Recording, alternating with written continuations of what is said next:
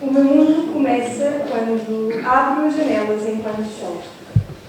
Quando quebra o silêncio, assim que as duradeiras arranjem, e logo que o vento rompe o ar denso quase coagulado, coágulos de pensamentos e dúvidas e questões e dores e pensamentos que já vão pesando para um dia que começa agora.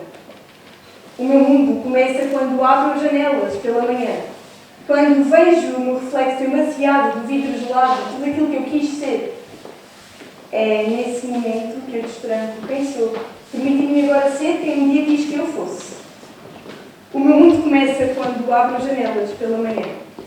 Na realidade, o mundo de muita gente começa assim, todos os dias quando faz sol e está calor.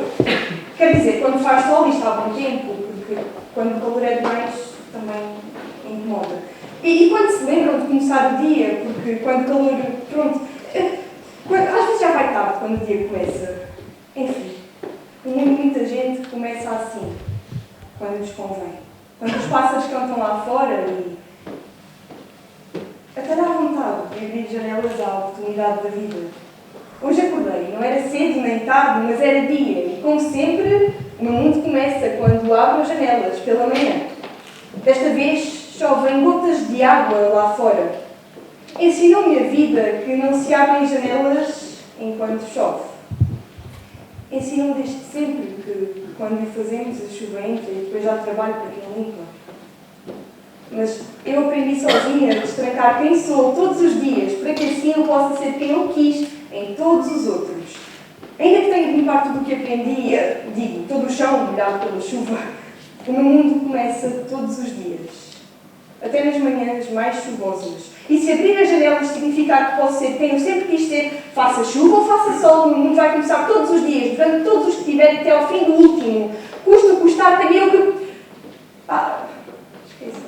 Ninguém abre as janelas enquanto chove.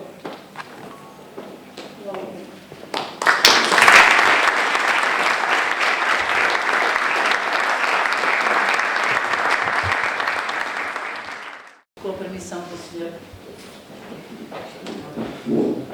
Com a permissão do Senhor Presidente da Assembleia da República, eu vou falar-vos de pé. Então, eu queria me dirigir a cada um de vós, Excelentíssima Senhora Vice-Presidente da Câmara Municipal de Beja, Excelentíssimo Senhor Deputados pelo Distrito de Beja, António Carneiro, Pedro do Carmo, Gonçalo Valente, Excelentíssimo Senhor Presidente da Assembleia da República, Dr. José Pedro Aguiar Vareiras, Excelentíssimos Vice-Presidentes do Instituto Politécnico de Beja, Excelentíssimo Senhor Diretores das Unidades Orgânicas do Instituto Politécnico de Beja, Excelentíssima Senhora Presidente do Conselho Técnico-Científico, Professora Doutora Vânia Loureiro, Excelentíssima Senhora Presidente do Conselho Pedagógico, Doutora Ana Pardal, Excelentíssimo Senhor Administrador do Instituto Politécnico, Dr. Luís Soares, Excelentíssima Senhora Administradora dos Serviços de Ação Social, Doutora Cristina Palma, Excelentíssima Promotora do Estudante, Professora Doutora Albertina Raposo, Excelentíssima Presidente da Associação Académica do Instituto Politécnico de Beja, recentemente nomeada Alexandra Parreira, estimados colegas docentes, estimados trabalhadores do Instituto Politécnico de Beja, estimados estudantes, minhas senhoras e meus senhores. É com enorme honra e profundo sentido institucional que, em nome do Instituto Politécnico de Beja, dou as boas-vindas a este auditório para a realização do evento Parlamento Próximo. Permitam-me ingressar, em primeiro lugar, uma saudação muito especial à Sua Excelência, o Presidente da Assembleia da República, Dr. José Pedro Aguiar Branco, cuja presença hoje, entre nós, muito nos honra e sublinha a relevância deste momento para a nossa comunidade académica. A sua disponibilidade para estar aqui, em diálogo direto com os estudantes e com a academia, é um sinal claro de uma democracia viva, aberta e próxima dos cidadãos.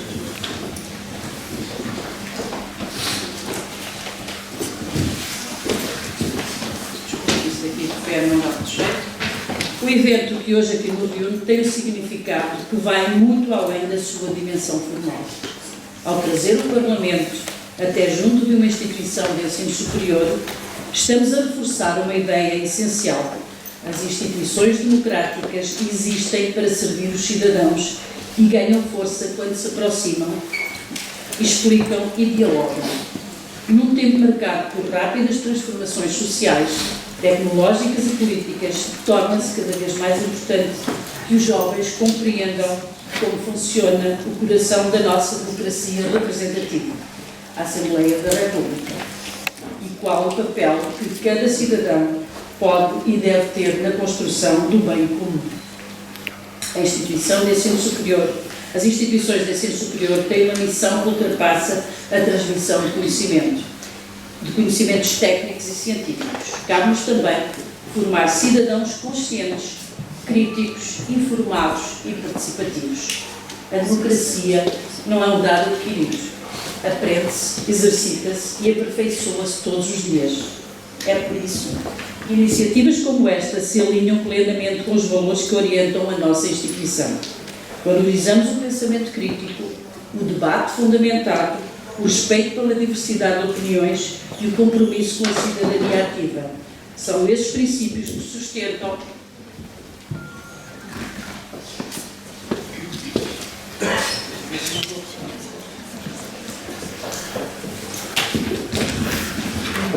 não apenas uma formação académica de qualidade, mas também uma sociedade mais justa, plural e democrática.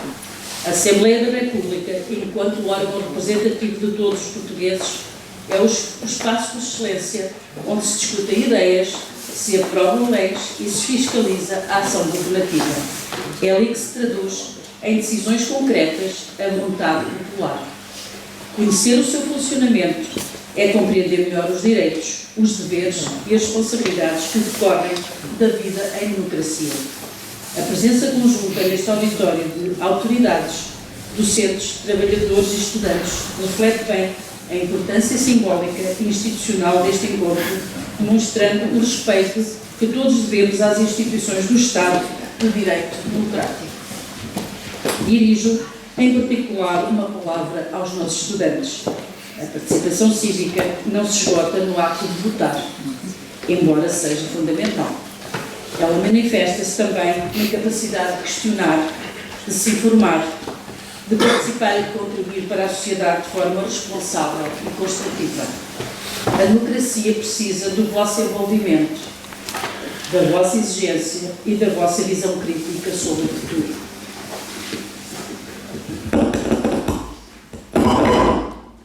Ainda de expressar um sincero agradecimento à Assembleia da República e a todos os que tornaram possível a realização deste evento, reafirmando a disponibilidade da nossa instituição para continuar a ser um espaço aberto de diálogo com os órgãos de soberania e com a sociedade. Minhas senhoras e meus senhores, termino agradecendo uma vez mais ao Vice-Presidente da Assembleia da República, Dr. José Maria Branco, a honra da sua presença e a disponibilidade para partilhar connosco a sua experiência e conhecimento sobre o funcionamento do Parlamento. Muito obrigada.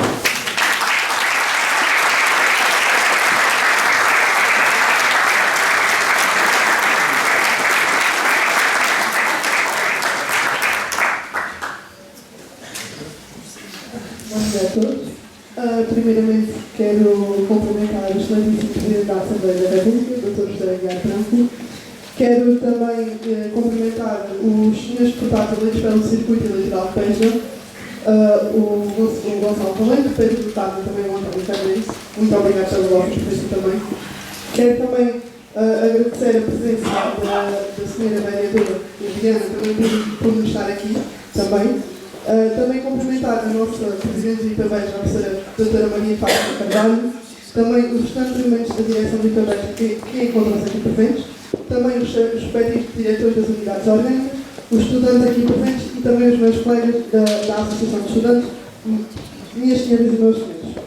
É com grande orgulho e sentido de responsabilidade que vos dou as boas-vindas a este auditório, num dia que é tão importante para a nossa comunidade académica, mas também para a nossa região. A iniciativa do Parlamento Próximo tem como objetivo muito claro aproximar a Assembleia da República dos Estudantes. É um momento para ouvir e ser ouvido, para compreender melhor quem nos representa e para mostrar que a participação ativa faz toda a diferença.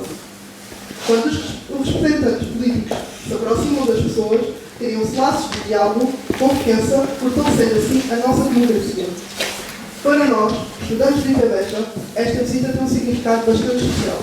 Estudar no interior do país traz desafios únicos.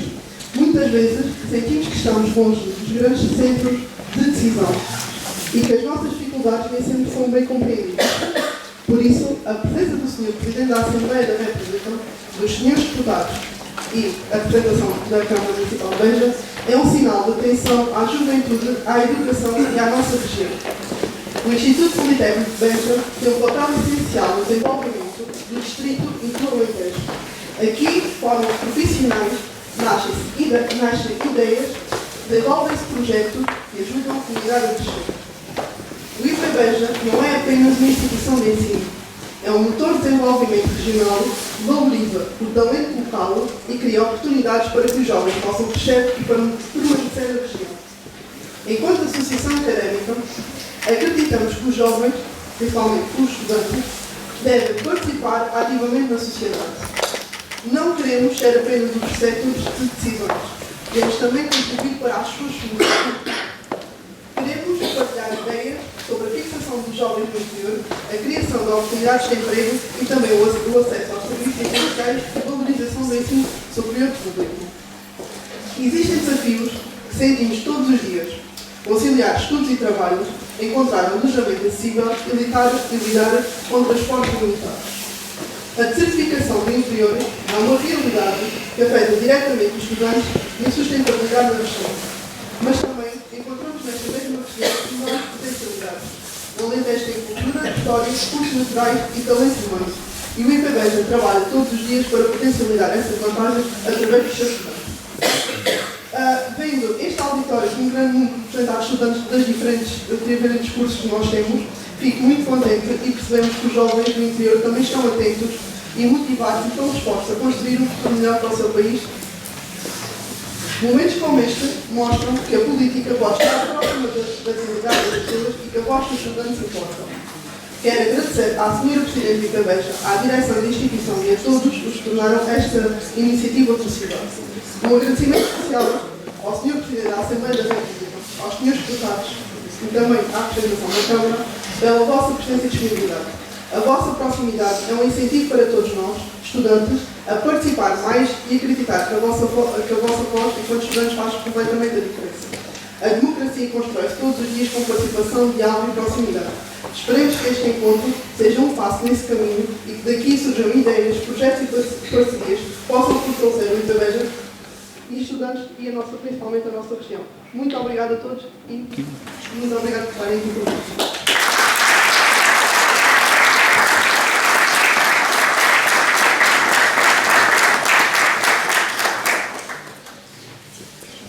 Agora sou eu, é?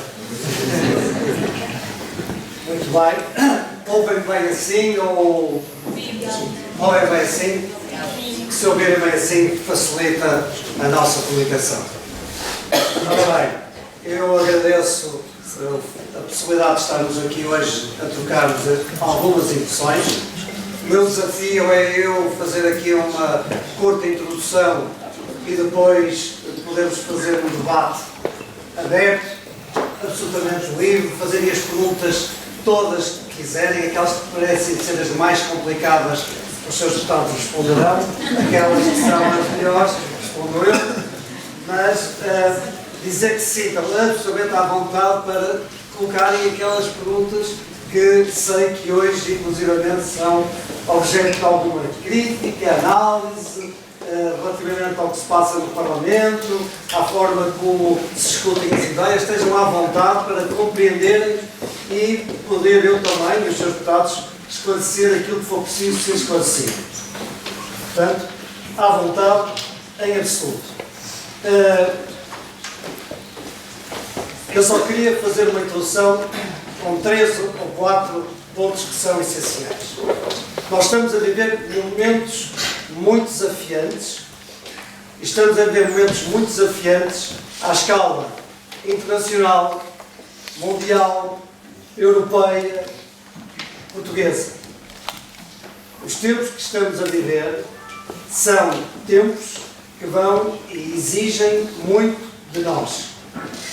Todos assistimos, cada noticiário, aquilo que é a alteração que está a ocorrer na chamada Nova Ordem Internacional, onde aquilo que até hoje vigorou, que era o império, a afirmação do direito internacional que está a ser posta em causa, isso impacta no que diz respeito a matérias que nós dávamos como adquirido, como por exemplo a paz, e que nós vemos que há hoje, outra vez, dinâmicas onde a lei da força é aquela que parece ser prioritária em relação à aplicação da força da lei.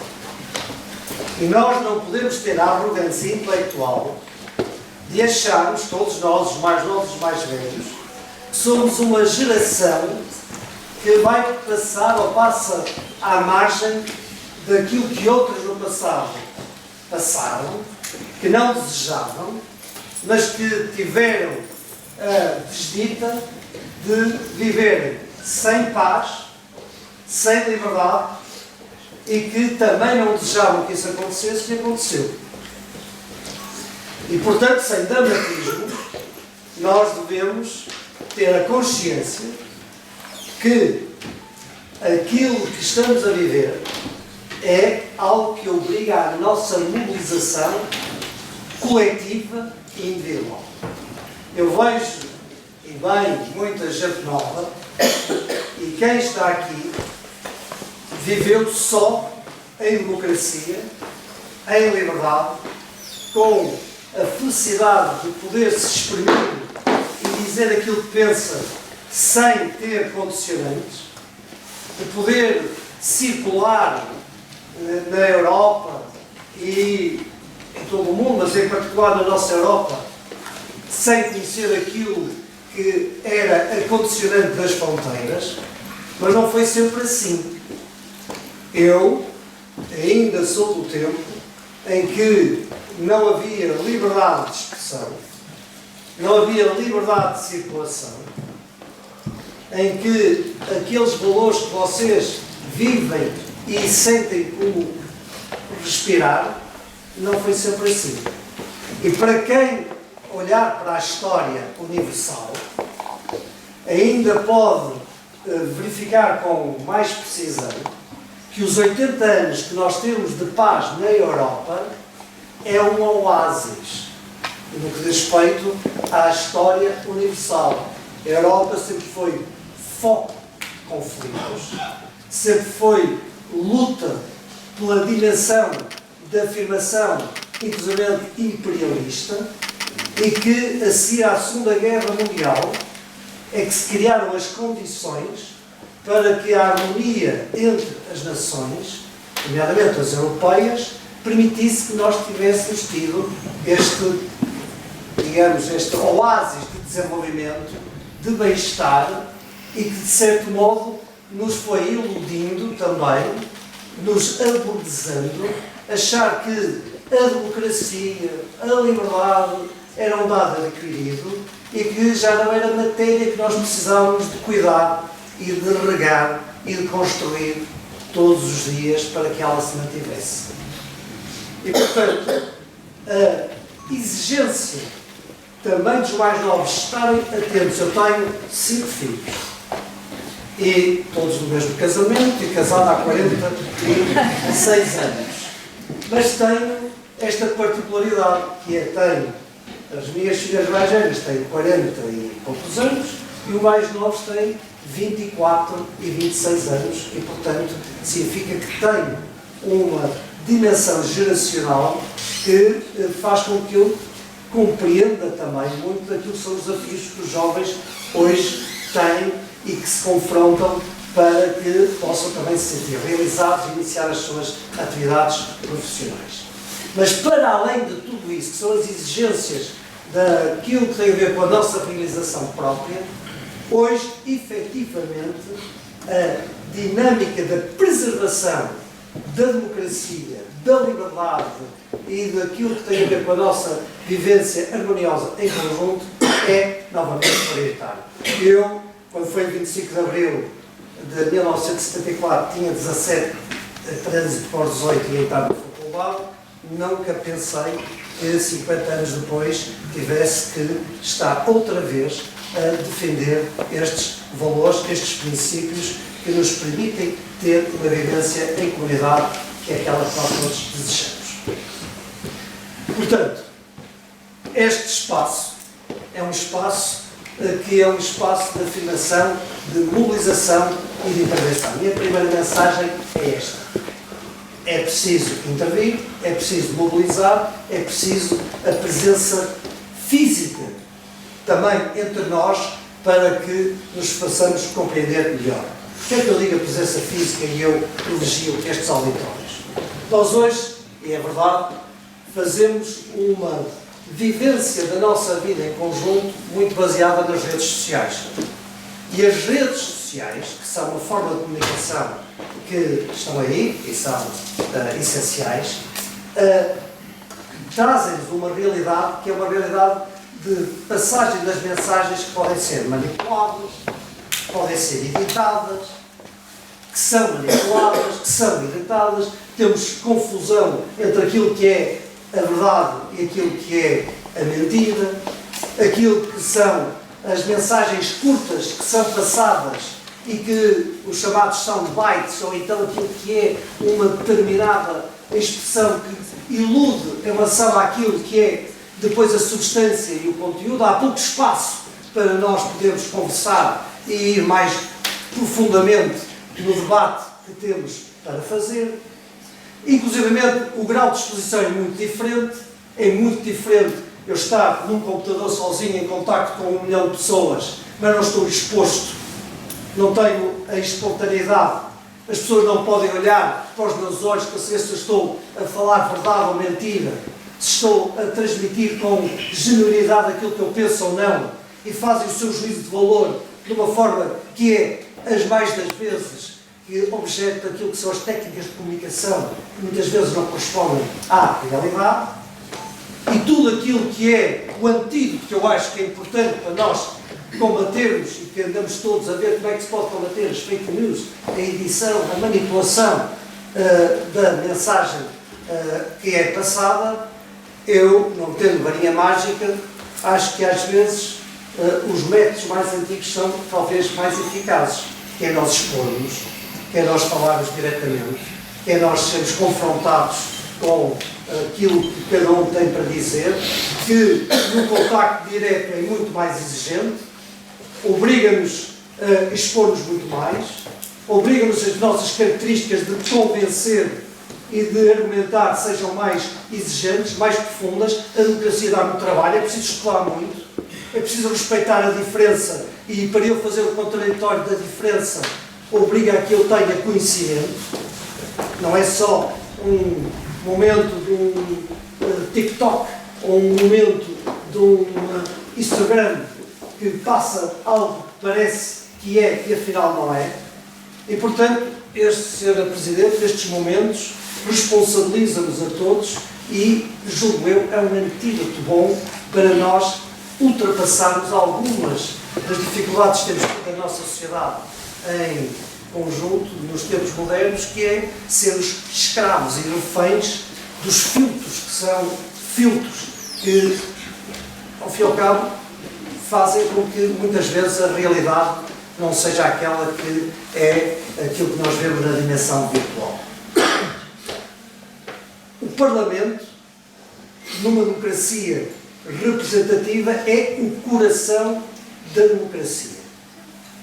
E eu tenho feito questão de aquilo que se passa no Parlamento, quer no Parlamento, instituição, quer aqui, fora do Parlamento, seja o máximo sem filtros.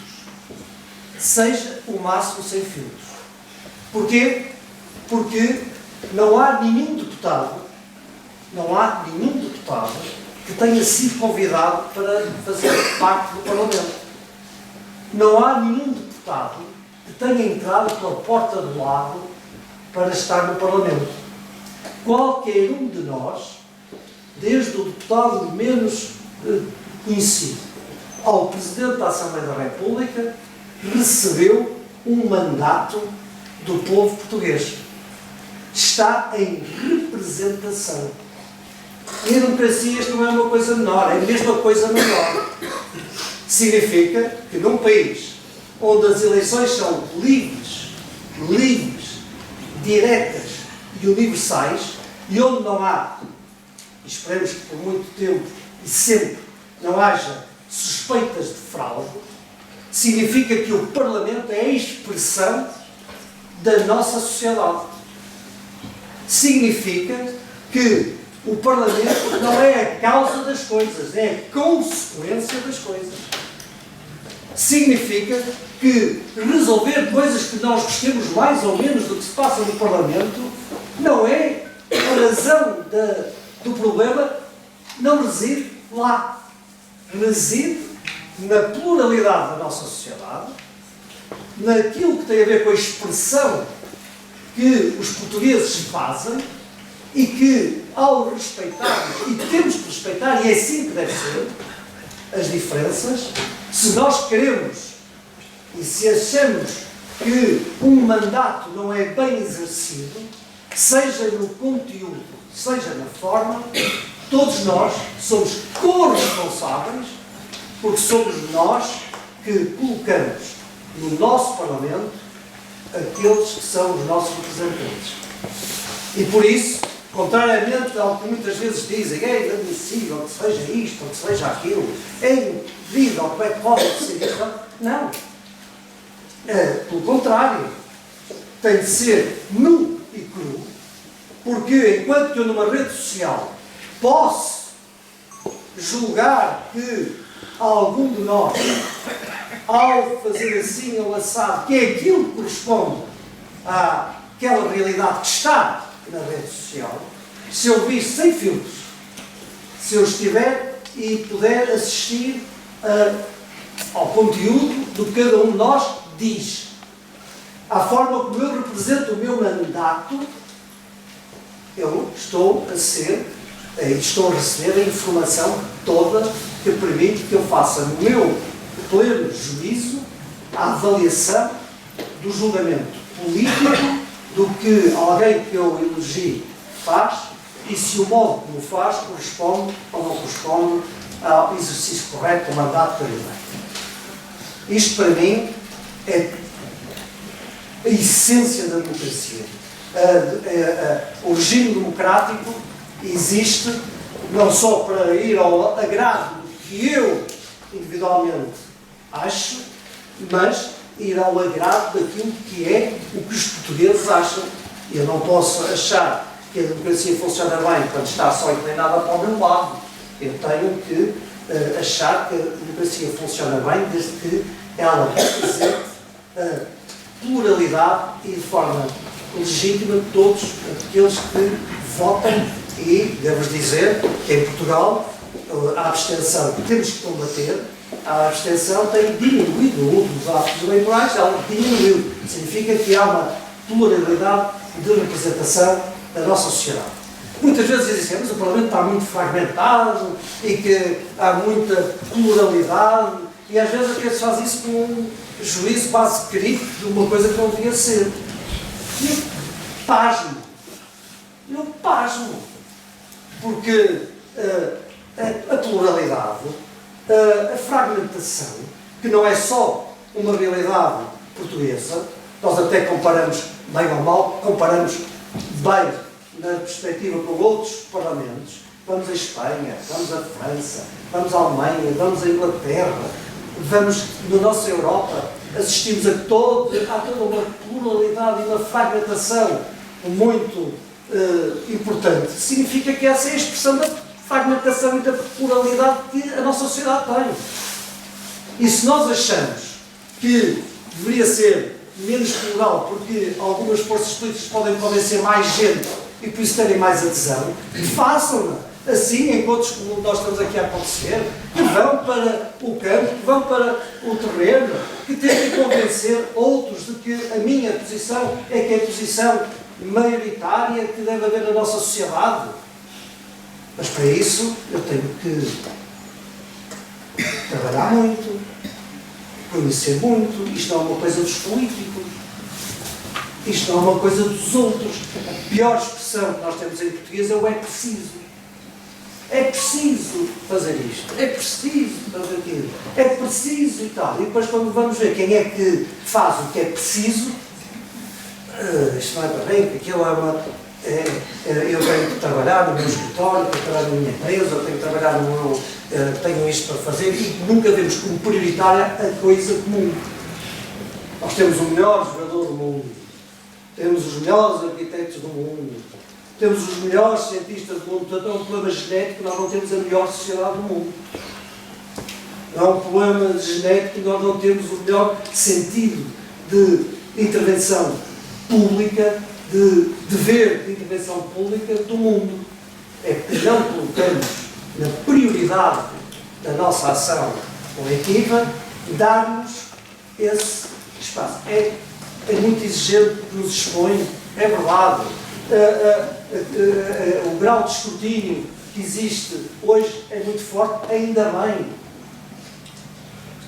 Já tenho feito este teste muitas vezes com pessoas próximas que dizem: mas isto, não sei o quê, devemos ir, mas tu podes ir, podes ser escrutinado para que, uma vez escrutinado, estar em condições de poder dedicar à causa pública.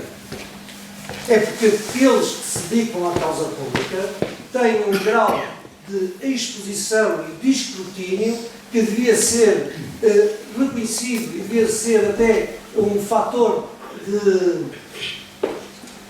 de agradecimento quase, porque todos temos essa obrigação e nem todos se expõem a isso. Mas a democracia obriga-nos a isso, exige isso. E, portanto, o Parlamento, como instituição, como representação da pluralidade, por aquilo que é o reconhecimento do direito à diferença.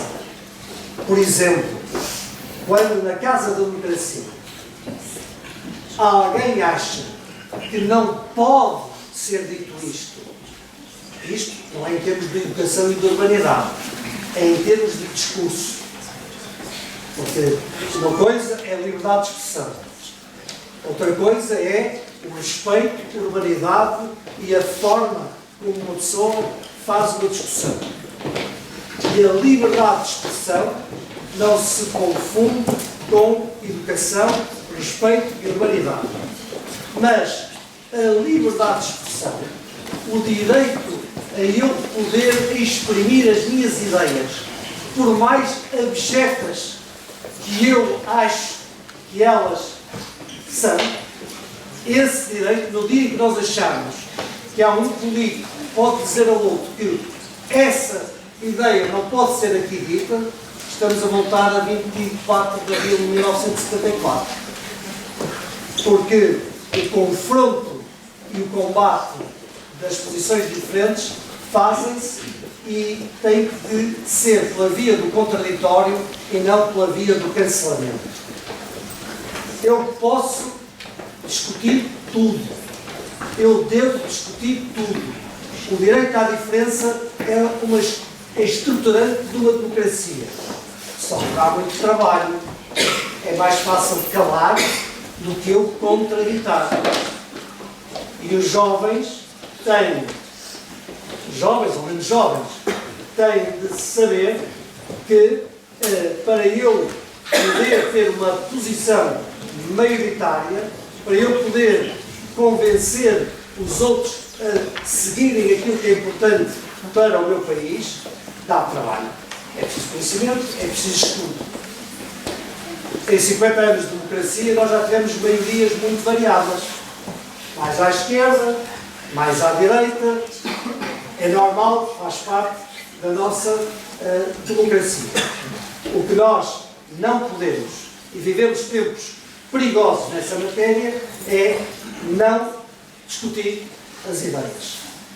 Não discutir aquilo que é o que cada um de nós pensa diferente para o nosso coletivo. E reparem que à escala mundial isso está a acontecer, à escala internacional isso está a acontecer, À escala também doméstica dos vários países, há uma tentação de radicalismo a esse nível e, por isso, o nosso grau de exigência democrática é nós fazermos e privilegiarmos o debate.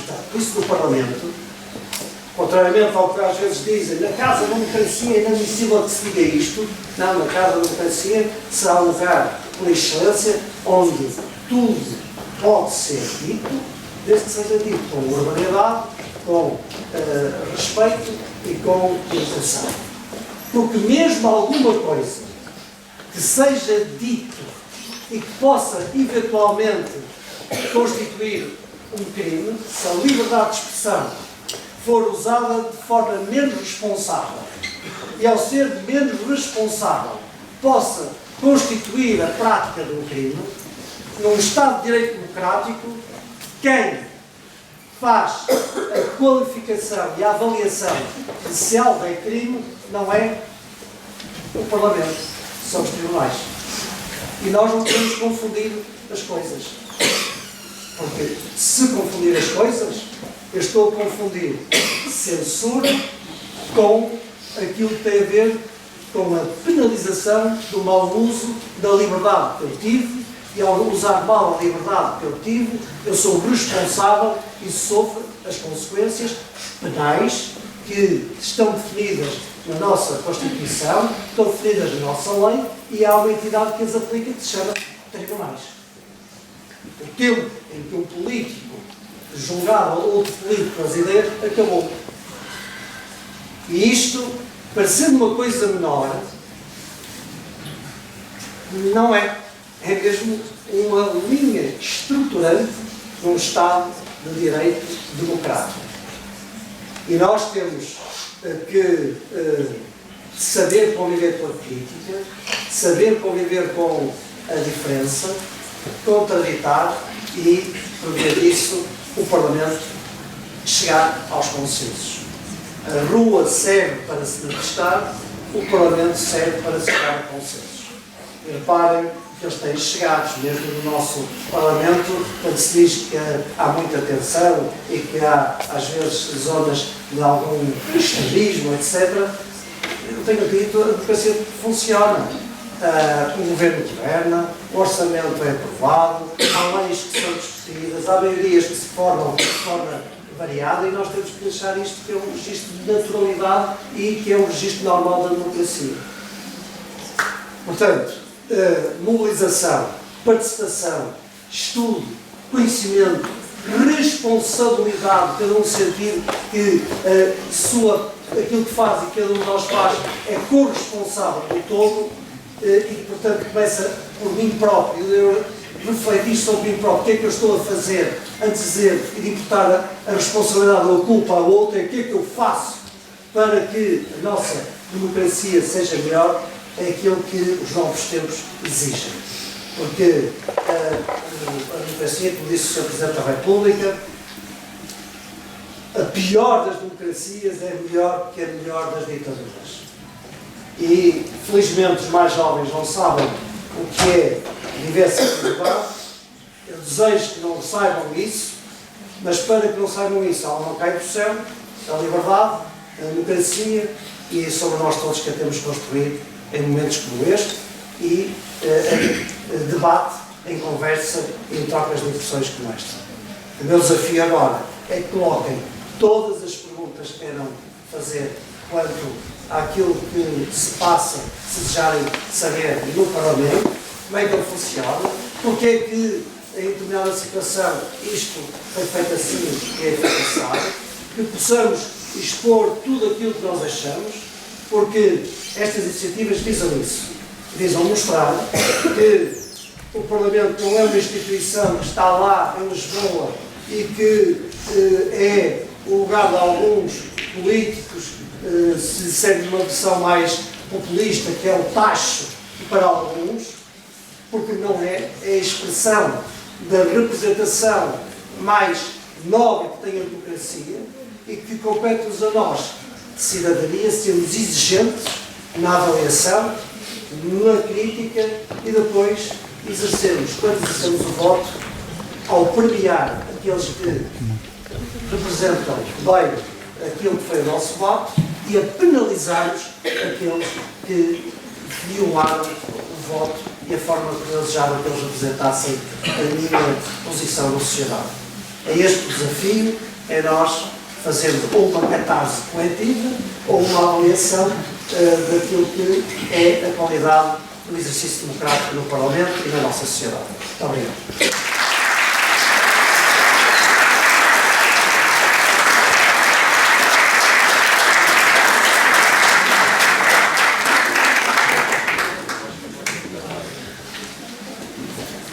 Muito bom dia a todos. Bom dia, Sr. Presidente. Tendo em conta que poderá ser eliminada uma das provas de ingresso para o acesso ao ensino superior, de que forma é que esta medida contribui efetivamente para para contrariar a diminuição do número de estudantes, sendo que muitos se queixam de elevado pagamento, do elevado custo de entrar na universidade, como por exemplo do custo das deslocações, das rendas e também do custo de viver sendo estudante universitário.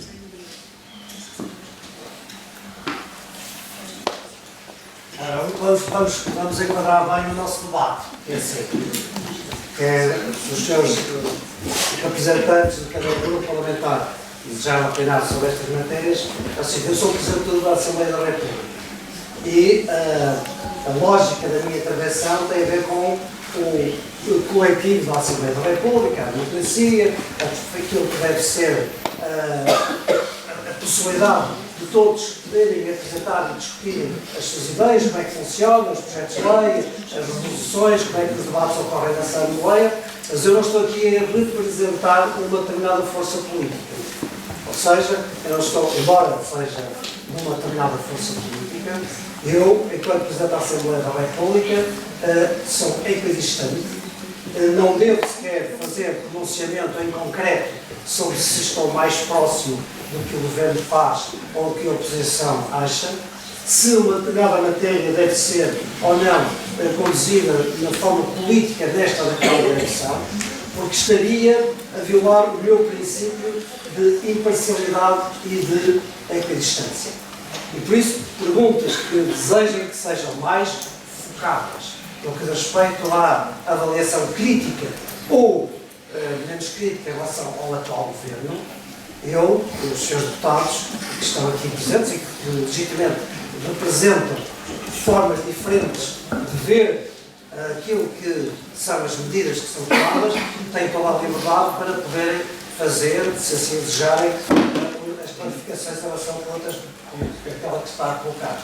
Porque eu não desejo, primeiro, porque não tenho logo um conhecimento direto, inclusivamente, das motivações e daquilo que tem a ver com as razões políticas que conduzem isto ou aquilo, e porque depois também, em relação à minha própria opinião, eu desejo manter uma posição de equidistância. Por isso, perguntas dessa natureza, concretas, se frustrar as vossas expectativas, devem ser colocadas mais aos seus deputados e menos a mim, porque eu não irei responder dentro desse quadro de perguntas. Está bem? Obrigado.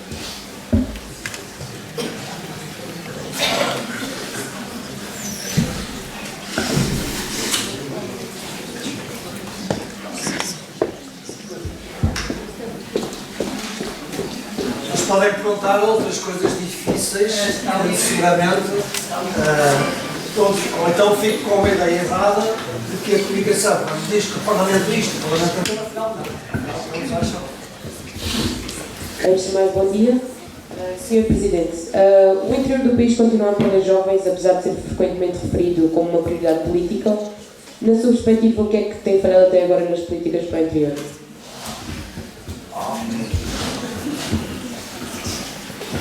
O que é que tem falhado de políticas para o interior? O país está realmente inclinado há muitos anos para o litoral. Portanto, se tem um bocadinho uma bolha no Atlântico e eu acho há coisas que são muito instrumentais, mas sabemos que elas são fundamentais e não têm acontecido. Há acessibilidades, os vários modelos de acessibilidades que deviam existir e que tardam a existir, seja no preenchimento no que diz respeito às vias de comunicação, não só rodoviárias como ferroviárias, e que são fundamentais para que haja acessibilidades mais fáceis e que tardam a acontecer. Depois que haja a alocação de serviços que permitam que o acesso ou à saúde ou à educação possa não ser discriminado negativamente para quem está no interior em relação a quem está no litoral, que sejam criados incentivos que também já foram no passado, mas que não foram suficientes para que, por discriminações positivas, até de natureza fiscal, se possa haver uma maior capacidade de atração para que as pessoas se fixem em zonas que depois parecem ser menos atrativas nessa matéria. Há muitas matérias que têm a ver com essa natureza e que acho que quem representa os restos ciclos eleitorais sei que luta por isso e sei que nem sempre o poder central e executivo vê com a prioridade que os restantes sentem. E estas iniciativas têm a importância de colocar também na agenda política estas matérias para que, do ponto de vista imediato, possam exercer depois uma influência mais eficaz em relação a quem depois tem de fazer a ação do governo que permita que estas coisas aconteçam. Mas deixe-me dizer também uma coisa. Para além destas questões de natureza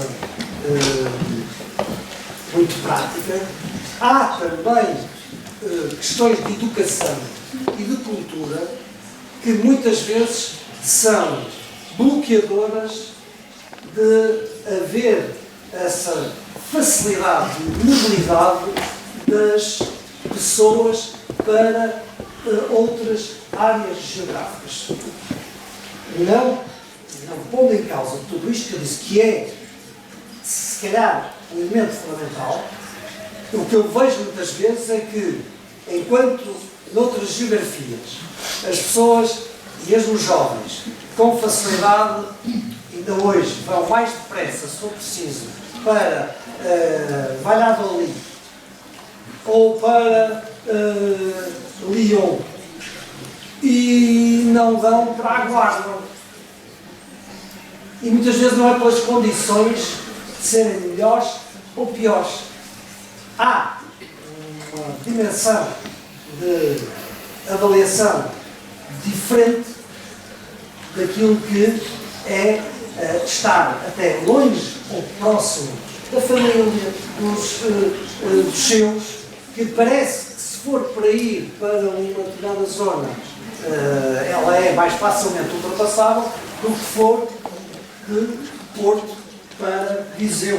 E então existe muita constatação que eu faço eu digo que tenho um filho com 24, tenho um filho com 26, converso muito com jovens dessa idade, que quando pensam em ir para fora ou ir para ali, muitas vezes não é a questão, é a questão da remuneração, mas muitas vezes não é a questão da remuneração, mas parece que ir para uma determinada cidade que muitas vezes compara até pior com Bragança, compara pior com outras cidades portuguesas, mas que faz com que haja uma motivação diferente. Portanto, eu acho que se calhar nós devíamos também, do ponto de vista educacional e cultural, ser mais mais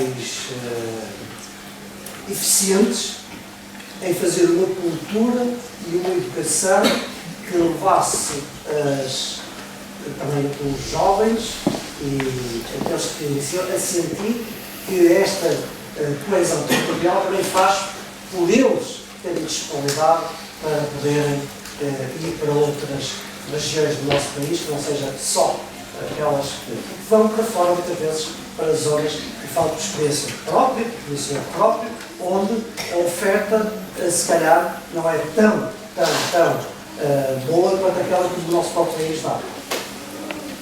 Acho que isso para mim é uma variável a considerar.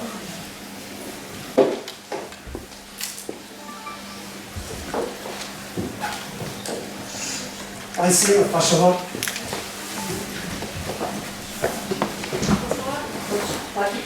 Estava acima, 2 filas acima, aquele senhor, cabelos brancos como eu.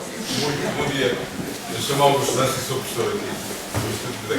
Queria saber a sua opinião sobre a questão dos círculos uninominais. Gostaria mais de ser presidente de uma Assembleia onde houvesse círculos uninominais, onde as pessoas votam numa pessoa, sabem que vai representar, ou se acha que este sistema em que se vota em listas de deputados é mais eficiente? Ok, é uma pergunta importante e ela é difícil de ser preto e branco na resposta. Porque tem vantagens e desvantagens.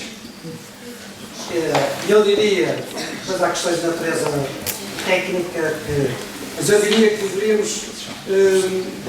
Eu tendo a ter uma perspectiva que é mitigada, como acontece na Alemanha, em que existem círculos uninominais e existe um círculo nacional. E existe, portanto, a possibilidade de termos a dimensão da escolha do candidato mais próximo, local, mas também há um ciclo nacional, porque um Parlamento tem, que também é representativo, da vontade, porque um Parlamento também precisa de ter, para além daquilo que é a dimensão da pura representação, as competências que que são necessárias em função de matérias e daquilo que tem a ver com uma visão que está para lá da pura lógica local. E, portanto, a minha resposta seria que valia a pena estudar, nomeadamente, como se faz na Alemanha, porque me permite, ou poderá permitir, conciliar o melhor dos dois mundos. Porque também temos que ter cautela por aquilo que significa a representação da pluralidade de ideias e de pensamentos na sociedade. O nosso regime, por exemplo, às vezes com facilidade diz assim, tem 230 deputados e isso funcionava bem com 100. Se calhar até pode funcionar bem do ponto de vista tecnocrático com 100. O que significa que a sociedade se calhar não tinha possibilidade de ter representados na Assembleia dimensões de opções políticas que dessa forma não estariam representadas na Assembleia. E portanto a democracia não é só a dimensão tecnocrática, eu diria que não deve ser a dimensão tecnocrática.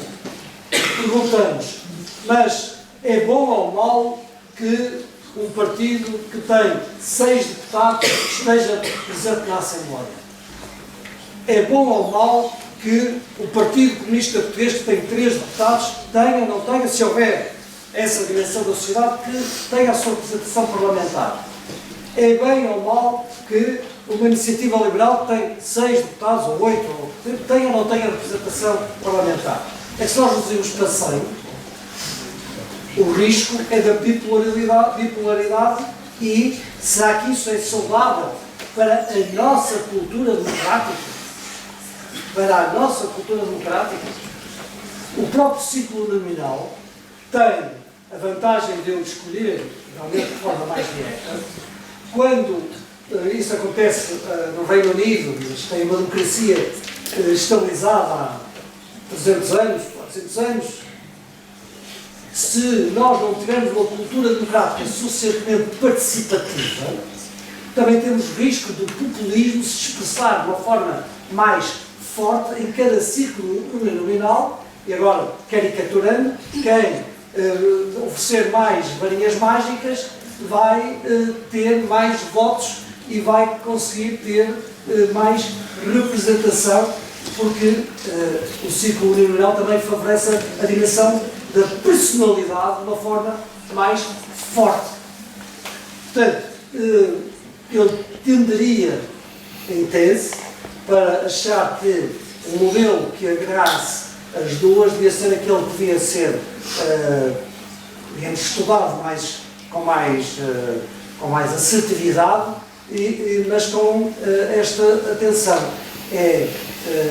A democracia tem custos mesmo, e portanto custa dinheiro a democracia, mas custa muito mais dinheiro não ter democracia, é muito mais caro, e portanto não entrar na demagogia fácil de eu achar que quando se está num órgão de representação que ele é uma despesa e não um investimento. É preciso ter muito cuidado. Eu sei que este discurso facilmente passa de dizer que achar que tudo é taxo, tudo é isto, é tudo aquilo, porque entra hoje na linguagem fácil de percepção das pessoas. Eu sei que é importante conversas como esta, porque se alguém achar que eu tenho um grande taxo por ser deputado na Assembleia da República, está a achar e está a confundir e não está a saber aquilo que é um órgão de soberania por excelência numa democracia, que deve representar todos os portugueses, e se eu quiser ter melhor qualidade nos deputados, se achar que isso deve acontecer, deve ser a sociedade que deve ser mais exigente, mais participativa, mais na fase daquilo que tem a ver com o nosso processo de escolha do que aquilo que tem sido. Sabem todos que podem dirigir-se a cada um dos deputados ainda hoje na Assembleia da República.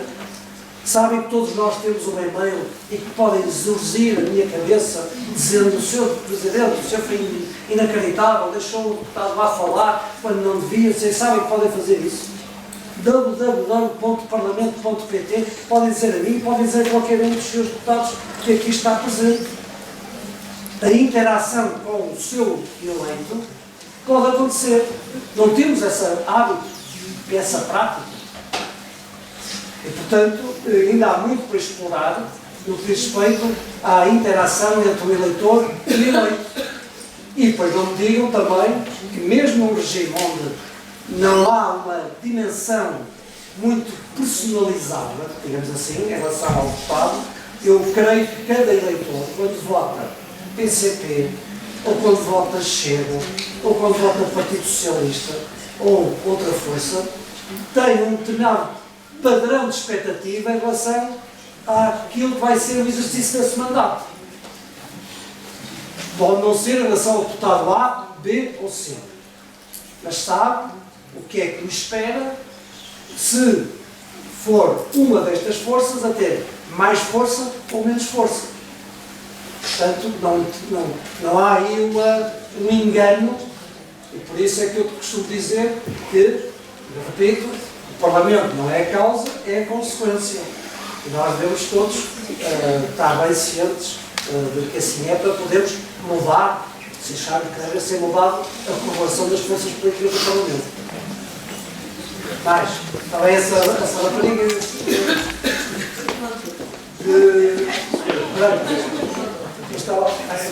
quer completar, é? Sim. Então só achar essa parte.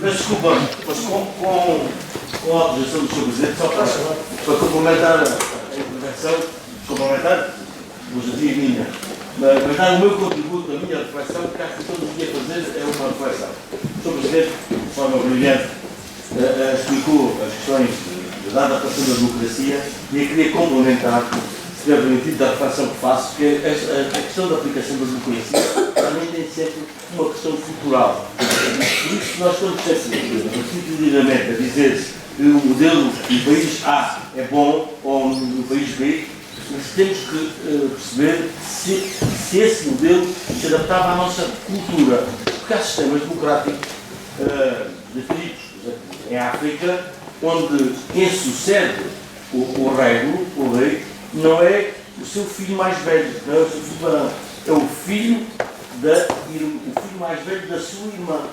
Porque é uma questão cultural da democracia que funciona.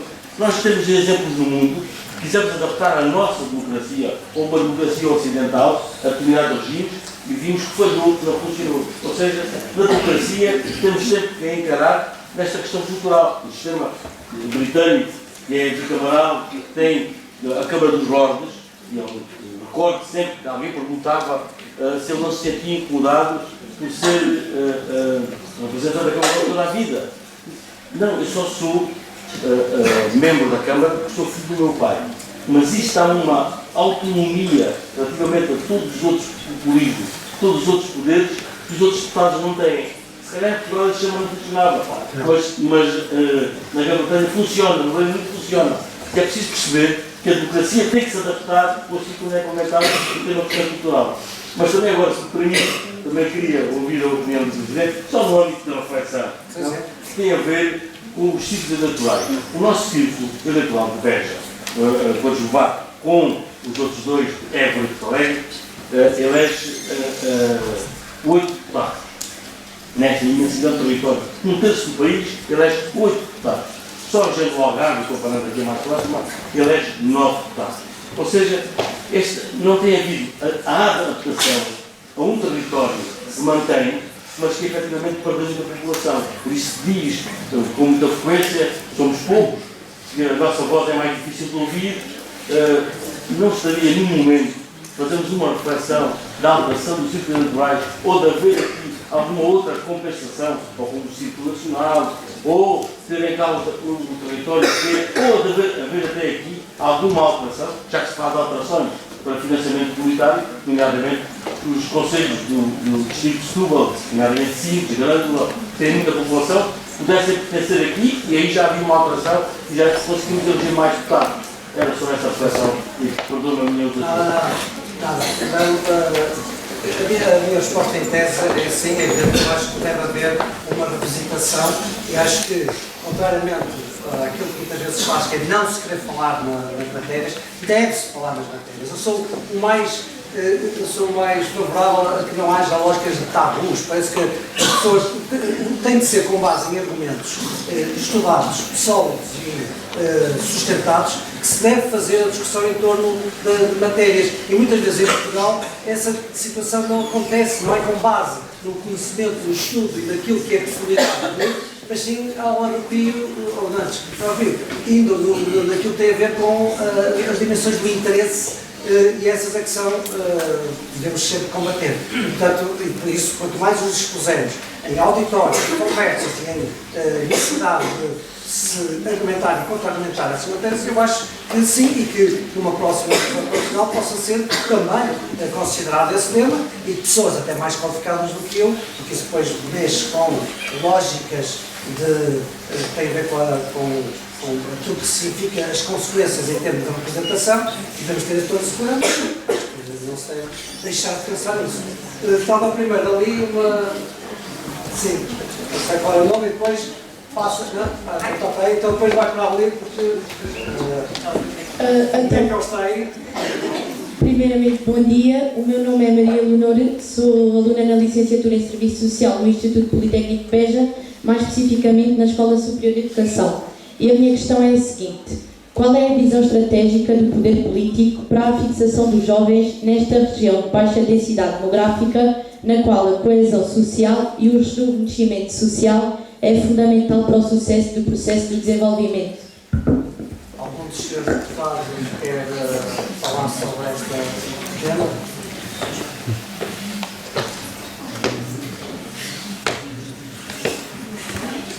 Com certeza que nas campanhas eleitorais, os programas eleitorais devem ter propostas sobre essa matéria. Penso eu, os partidos políticos normalmente associam e têm propostas que vão desde a oferta de políticas para a habitação, oferta de políticas que têm a ver com as dimensões de atração de investimento de novas empresas, do empreendedorismo, de criar condições para que os jovens possam sentir a sua capacidade de se realizarem profissionalmente. E hoje de manhã visitei aqui a Associação Empresarial e visitei as zonas de incubação de empresas que permitem precisamente que haja a possibilidade de empreendedorismo jovem, e quando vem empreendedorismo jovem, associado vem a capacidade de se fixarem para fixar e atrair outros. Portanto, isso, do meu ponto de vista, tem de haver uma, e não sou aqui em representação de uma força política concreta, é uma visão integrada, desde a questão da realização profissional, do ponto de vista da empregabilidade, do ponto de vista das condições de criação de empresas, às condições de habitação, que hoje são um drama em todo o país, e não é só em Portugal, e na Europa. Nós temos que criar condições em que a oferta permite baixar os custos de acesso hoje de um jovem casal, ou não casal, de um jovem a ter a sua própria habitação, porque isso significa também a sua emancipação da estrutura familiar. Eu saí de casa com 23 anos. Os meus filhos estão em casa com 27. Alguma coisa, e já fui licenciados. Eu formei-me, pensei que era uma geração diferente, mas as razões eram também diferentes. Formei-me, casei e saí de casa e tive a possibilidade de arrendar um apartamento e passar a viver. Hoje, meus filhos, 24, 26 e 30, 30 está quase a sair, mas ainda não saiu.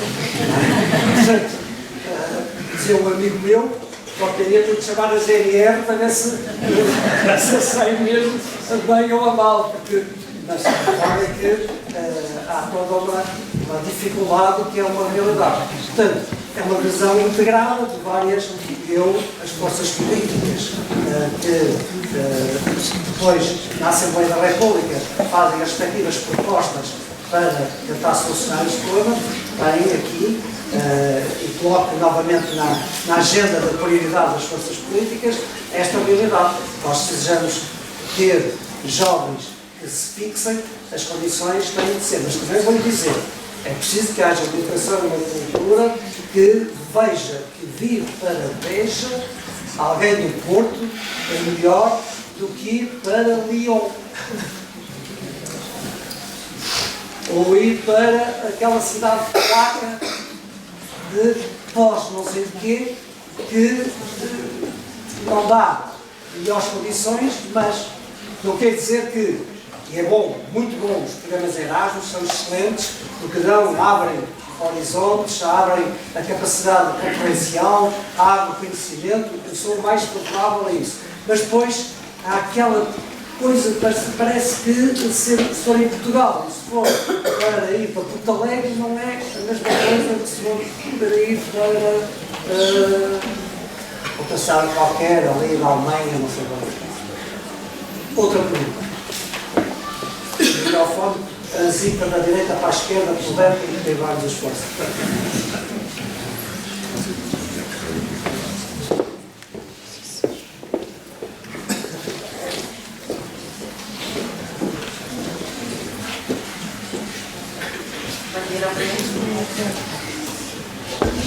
Responder novamente. Deixar aí o microfone. Nem que eu tenha que ser eu levar aí o microfone, é mais carinho. Bom dia novamente. Mediante os desafios atualmente visíveis em todo o mundo e na difícil e falta de força da aplicação das leis internacionais, que medidas acham importantes e necessárias para recuperar essa força novamente? E qual a relação do nosso Parlamento com outros parlamentos dos demais países na Europa e ainda com o Parlamento Europeu? É uma pergunta não só muito atual. Se eu tivesse a resposta, seguramente seria o consultor mundial de toda a gente, mas eu acho que nós não podemos perder o objetivo de que a harmonia internacional se faz com respeito do direito internacional. Portanto, isto deve ser sempre a matriz do nosso pensamento e em qualquer coisa que nós façamos deve ser para tentar que isso seja uma realidade. Mas devo dizer que acho que isto vai demorar outra vez. Porque a ONU mostrou-se ineficaz, a ONU mostrou que entre aquilo que eram os princípios e a prática, a realidade mostrou que não havia o respeito daquilo que devia ser o respeito das regras do direito internacional. Em exemplo, não é só os de agora, mas já anteriormente do Conselho de Segurança, porque da estrutura tal como ela nasceu da Segunda Guerra Mundial e com o direito de veto que existe nas grandes superpotências, verificamos que há muita zona de hipocrisia entre aquilo que é o princípio que é firmado e a prática do que acontece. E estamos a pagar o preço dessa realidade. E qual é o preço dessa realidade? É que hoje, neste momento, e acho que por algumas décadas, nós vamos voltar à lógica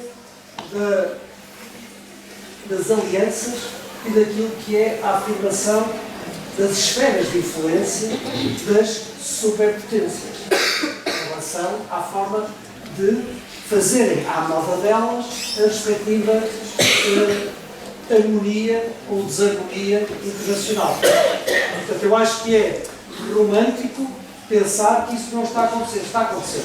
Aliás, basta ler a Estratégia de Segurança dos Estados Unidos para percebermos que o mundo, na melhor das hipóteses, é multipolar e é importante à esfera de influência dos Estados Unidos, à esfera de influência da China, à esfera de influência da Rússia. Não vão falando da Índia, porque ele é um gigante que nem todos sabem como é que é fazer a sua relação com, mas a verdade que está no terreno, que está a ser praticada e que satisfaz essa oligarquia de quem manda no mundo, está a acontecer. Portanto, isto devemos dizer assim, mas nós devemos desistir de achar que deve haver o direito internacional, que é aquele que protege a soberania de países mais pequenos e deve ser a lei da força, tal como foi antes da Segunda Grande Guerra Mundial, a imperar. Não. Mas que é essa a realidade? É. E, portanto, nós temos que ter como objetivo reconstruir essa capacidade do direito internacional a se impor, mas temos que ter uma metodologia suficientemente pragmática para perceber que para isso acontecer não vai lá com romantismos ou só com proclamação de princípios. E mesmo que seja de peito feito a dizer isto, aquilo e aquilo outro, pode ser muito bonito, mas não vai hoje ter eficácia. Portanto, precisamos de encontrar metodologias que sejam de novo influenciadores desses países que mandam mais no mundo, perceberem que essa forma de mandar no mundo é de risco, tem potencial de conflito e que mais tarde ou mais cedo pode conduzir a coisas que no passado aconteceram. E como alguém dizia, se é verdade que a história não se repete, a estupidez sim. É muita estupidez. A relação do Parlamento, dos Parlamentos, diria que nunca foi tão importante como é hoje em dia a dimensão da relação entre Parlamentos. Porquê? Porque estando todos muito fragmentados, é uma palavra mais, eu gosto mais, estando todos com muita pluralidade, significa que são a expressão muito mais verdadeira do que se passa na sociedade, seja Portugal, Espanha, França, Alemanha, etc. Significa que, não havendo logo maiorias evidentes, significa que a discussão política hoje nos Parlamentos é muito crítica para a formação da vontade coletiva e, portanto, a troca de relações entre Parlamentos, a chamada diplomacia parlamentar, que convive muito mais com a realidade plural das sociedades do que até os executivos, que normalmente representam a maioria, mas não representam a totalidade, ou representam minorias que são aceitos para governar, mas não são a maioria da sociedade. No nosso caso, é uma expressão minoritária que governa. no Parlamento, a maioria que está no Parlamento está para lá do próprio governo, e é assim em muitos governos, tem legitimidade para governar, que é assim, porque há essa legitimidade, mas a expressão popular está para lá dele, como está noutros parlamentos. E, portanto, a diplomacia parlamentar, que possa, este tipo de debate que estamos aqui a fazer, possa acontecer entre parlamentares, pode ajudar a que, precisamente, esta afirmação do direito internacional possa ter uma influência sobre os executivos, mesmo nos Estados Unidos. O Congresso deve ter uma capacidade de influência junto da administração para, de certo modo, ajudar a que vá na direção correta, não é?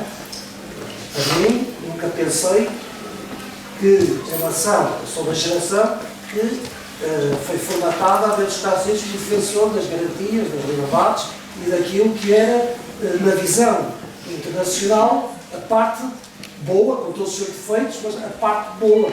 E hoje vemos, e por isso é que isto é tudo muito frágil, vemos que aquilo que pensávamos que era, afinal não é. Antes de mais, bom dia. O meu nome é Lara Francisco, sou estudante da área jurídica e a minha questão é precisamente neste aspecto. Eu queria lhe perguntar que fatores é que podem atrasar ou acelerar o processo legislativo? Fatores dentro da Assembleia? Sim. Dentro da própria, são vários. E aí sim, eu posso dizer que há um que tem a ver com a pluralidade, é uma questão um bocadinho técnica, mas só para explicar como é que funciona nessa particular uma Assembleia. A Assembleia tem os grupos parlamentares, fazem a apresentação de propostas de lei ou projetos de lei e, uma vez feitas essas propostas, há um órgão que se chama Conferência de Líderes que tem de fazer um agendamento das matérias sobre as quais se deseja que essa legislação depois seja aprovada no plenário. Já agora dizer que muitas vezes as pessoas têm a percepção de que ser deputado é aquele tempo que se está no plenário. Não é. Há muito trabalho que é feito para lá do plenário. E já agora também, defesa do Parlamento, não há órgão de soberania tão escrutinado quanto o Parlamento. Quando estamos no Parlamento, sentados no plenário, temos câmaras 24 horas sobre 24 horas viradas sobre nós. Se eu estiver a dar a altura da mesa e fizer assim, e se for focado naquele momento e fotografado naquele momento, assim vai para o TikTok e vai para não sei onde, o Presidente da Assembleia da República adormece durante o debate, não sei o TikTok. E logo 10.000 visualizações, o Presidente da Assembleia da República adormeceu no debate essencial sobre a habitação. Não é verdade. Não há nenhum outro órgão de soberania que seja escrutinado, imagina que no Conselho de Ministros ou no Sr. Presidente da República, que são os órgãos de soberania, que tivesse durante todo o seu dia com uma câmara a ver o que é que ele faz, se faz assim, ou se faz assim, e tal, ou se faz assim, e tal, porque é logo ampliado. Isto é bom. Nós tínhamos consciência disso. Porque isso depois engana. E quando também se julga que numa determinada situação, que aquilo é uma pandemónia, sei que foram 3 minutos. Foram 3 minutos num debate de 4 horas, foi 3 minutos. E depois é editado, aparece no telejornal, 30 segundos ali, 35 segundos acolá, e 45 horas, e aquilo é uma bandalheira no Parlamento. Por isso é que eu estava a dizer, sem filtros, já agora vejam a RTV, que é aquela que pode, é uma seca, não é? É uma coisa, uma seca. Pois, infelizmente vemos em outras onde é uma seca, tem que estudar coisa, é uma seca, é uma seca estar mais do que 30 segundos atento a qualquer coisa. Diga muito rapidamente o que é que acha sobre não sei o que. Já às vezes, como é que é que 30 segundos, diga muito rapidamente o que é que acha sobre a Ucrânia. É impossível. Não é? O tempo da comunicação é realmente hoje também responsável por nós termos percepção diferente das coisas. Portanto, a RTV, para quem quiser saber como é que acontece um plenário inteiro, poderá lá ver. Mas isto para dizer, portanto, há muito mais para lá do que um plenário, mas realmente com 10 partidos políticos, 10 partidos políticos da Assembleia da República, a Conferência de Líderes que tem de fazer o agendamento das matérias que devem ser depois levadas ao plenário, vou-lhe dizer, não acredito, mas quem está no meu sabe, é o meu maior momento de ansiedade. Toda a gente acha que é quando eu estou a dizer, o Sr. Presidente tem muita paciência no plenário, tem muita paciência e tal, mas devo dizer que a minha grande paciência para a Conferência de Líderes tentar agendar 10 forças políticas, que uma deseja que seja o diploma sobre a habitação, outra fora sobre as taxas da autoestrada, outra é sobre o crime da violência doméstica, outra é sobre os bombeiros, sobre os enfermeiros, sobre não sei quantos e tal, e aquilo não estica, não é? Não estica. Para além de depois entra um debate de urgência, depois entra um debate temático, depois entra um debate de atualidade, depois entra um debate quinzenal, e depois entra um direito protestativo daquele partido. É realmente, e o nosso crescimento, aliás, já veio aqui no vídeo, às vezes já disse, é preciso rever o crescimento que foi feito pela lógica de forças políticas que não eram tantas quanto as que temos, e efetivamente hoje o processo legislativo, para além de quando a Assembleia cai, mas essa faz parte da democracia, porque tem de começar tudo, tem dificuldades de às vezes fazer os agendamentos quando eles devem, digamos, ter uma oportunidade política porque têm estas condições. Portanto, eu diria que mudar o regimento no sentido de agilizar a possibilidade dos agendamentos terem prioridades diferentes seria uma coisa que seria benéfica para poder o processo legislativo ser mais rápido. Não quer dizer que temos que caminhar para o fim, mas é por isso que são bons estes debates, não é? Assim, a gente conversar assim, espero que no final achem bem, afinal ele é mais simpático do que é, afinal ele não é tão distante que, afinal é... Não, mas é que acho que nós próprios criamos a nossa própria imagem em relação às pessoas em função destes condicionamentos. E por isso eu acho que é um antídoto em relação àquilo que são as fake news e não sei quantos, nós fazemos muitos debates desta natureza. Não sei se mais alguém quer colocar alguma pergunta, se para que eu... Posso falar? Bom dia, já agora. Aconselharia a um jovem a se inscrever civicamente ou seguir uma carreira política? Muito bem. Eu vou começar a fazer e depois falar primeiro por isso. Isto é uma dimensão muito pessoal, só vou dizer. Eu tenho o meu próprio exemplo. Para mim próprio. Tenho história já nisto. E sem fazer um juízo valorativo negativo de quem faz só uma carreira política. Mas eu acho que nós devemos encarar o exercício da intervenção política como um exercício de dever que pode não ser em todas as alturas da nossa vida, mas que é uma obrigação que nós temos de intervenção cívica e de a fazer em determinados momentos da nossa vida com um registro agora pessoal, de independência que é possível ter, quer na dimensão económica, quer na dimensão do pensamento. E eram ambas ligadas. A minha primeira experiência na política que eu tive, eu sou advogado e costumo dizer, eu estou na política, mas sou advogado mesmo.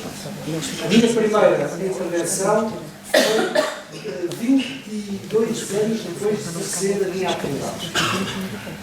Primeiro em 1980, comecei a trabalhar nos Chitos, fui pela primeira vez ocupar uma função pública em 2004. Portanto, 24 anos depois. Isso filme também com o já era militante, para quem sabe, do PSD, sou militante do PSD desde novembro de 1974, no primeiro início de Sacramento de Feira no Porto, e que eu fiquei motivado, entusiasmado por aquela intervenção, e a partir daí fiz sempre a minha militância dentro do partido político. Ou seja, dizem todos mal os partidos, e que os partidos isto, que os partidos aquilo, e o império, não sei o quê, eu fiz sempre a minha militância e em 24 anos depois de ter a minha intervenção profissional, fiz a minha primeira intervenção no mercado político. E portanto, o meu primeiro conselho é assim: se puderem ganhar independência, afirmação e reconhecimento de mérito, de modo a que quando são chamados ou estão disponíveis para uma intervenção na causa pública, ela seja também por aquilo que é o vosso reconhecimento de mérito naquilo que foram fazendo na vida. Eu acho isso muito mais saudável,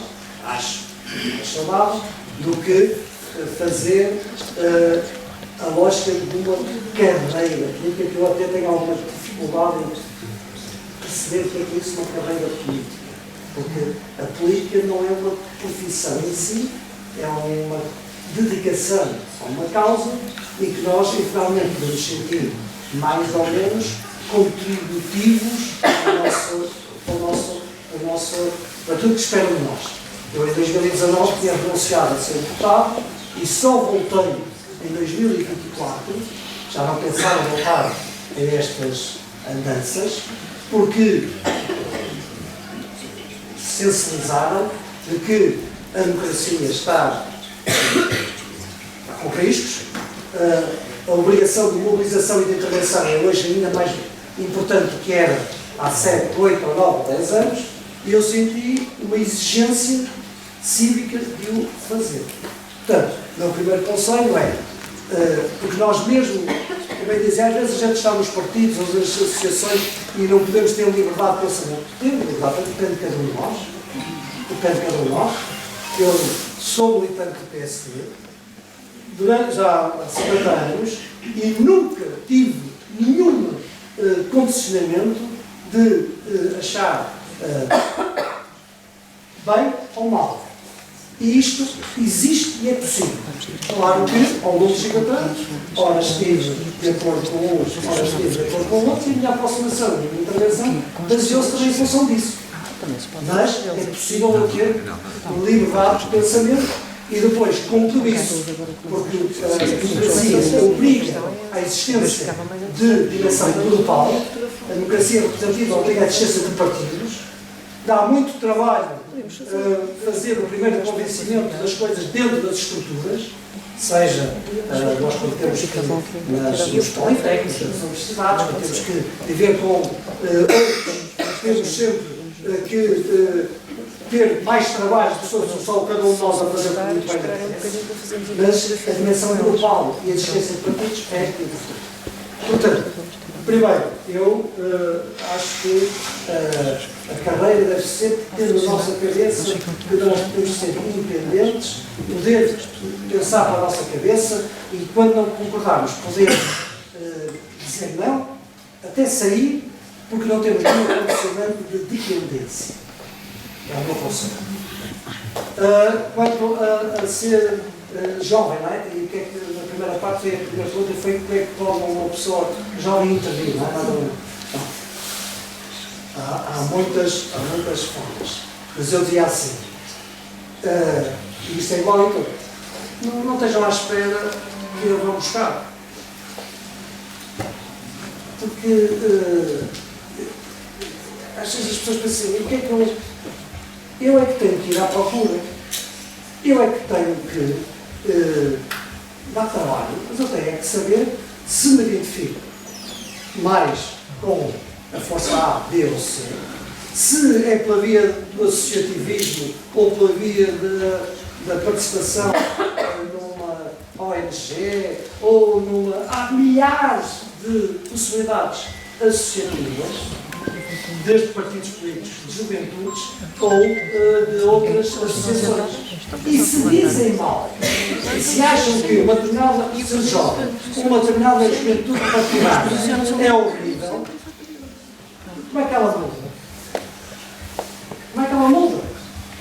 Muda se gente menos horrível for para essas instituições. Porque, e é isto com isto que eu queria terminar, em democracia, a única coisa que faz mudar as coisas é a minha participação, a minha intervenção. Às vezes até fico como é que isto é tão óbvio, porque numa ditadura ainda pode ser a arma, ou pode ser a opressão que obriga a isto ou aquilo. Na democracia, e cada um tem de acreditar que daquilo que é a sua intervenção, a sua participação, por mais insignificante que pareça, ela não é insignificante, é essencial, é absolutamente determinante. E a primeira responsabilidade é minha.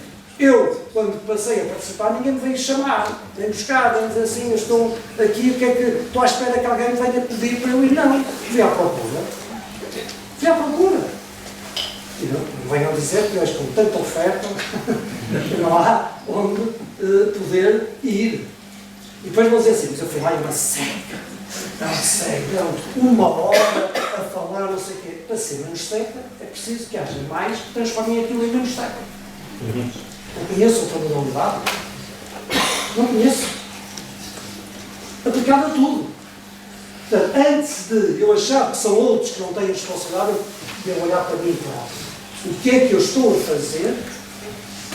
O que é que eu estou a empenhar para chegar à noite e no dia seguinte não ter uma rotina de 24 horas exatamente igual à rotina das 24 horas anteriores, em que fiz muito bem, estudei, trabalhei, fiz tudo isso muito bem.